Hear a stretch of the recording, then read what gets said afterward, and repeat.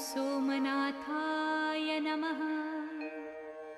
ॐ मल्लिकार्जुनाय नमः। ॐ महाकालेश्वराय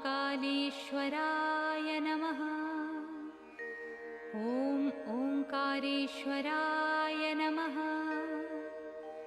ॐ वैद्यनाथाय नमः। ॐ भीमशंकराय नमः। ॐ रामेश्वराय नमः। ॐ नागेश्वराय नमः। ॐ विश्वेश्वराय नमः।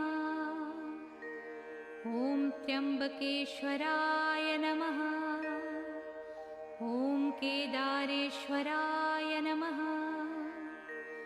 ॐ भुस्मेश्वराय